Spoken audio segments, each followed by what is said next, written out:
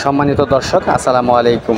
এখন গরমকালে গরম থাকবে, এটাই স্বাভাবিক। তবে সে গরম যদি অতিরিক্ত হয়ে যায় তাহলে আপনি যে কোনো সময় হিট স্ট্রোক করতে পারেন। আমার হাতে দেখতে পাচ্ছেন একটা থার্মোমিটার, ডিজিটাল থার্মোমিটার। আমি এখন বসবাস করতেছি ঢাকা তেজগাঁও এলাকায়।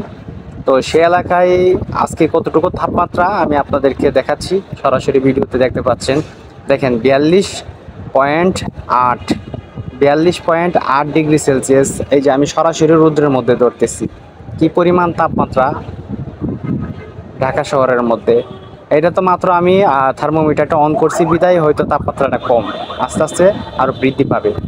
তো যা বলতেছিলাম যে গরমকালে আপনার শরীরের সুস্থতার জন্য আপনাকে প্রচুর পরিমাণের পানি খাইতে হবে। এই গরমের মধ্যে যদি আপনি সুস্থ থাকতে চান তাহলে আপনাকে প্রচুর পরিমাণের পানি খাইতে হবে। পানির সাথে যদি পারেন তাহলে স্যালাইন মিশাই নিবেন, নয়তো বা ঠান্ডা পানি খাবেন প্রচুর পরিমাণের। শুধু পানি খাওয়াই কিন্তু তাপমাত্রার আসল সমাধান না। তাপমাত্রার আসল সমাধান হইল আপনার আশেপাশের যে কোনো খালি জায়গাতে আপনি প্রচুর পরিমাণের গাছ লাগাবেন এবং গাছগুলো যাতে বড় হয় সেই জন্য পরিচর্যা করবেন।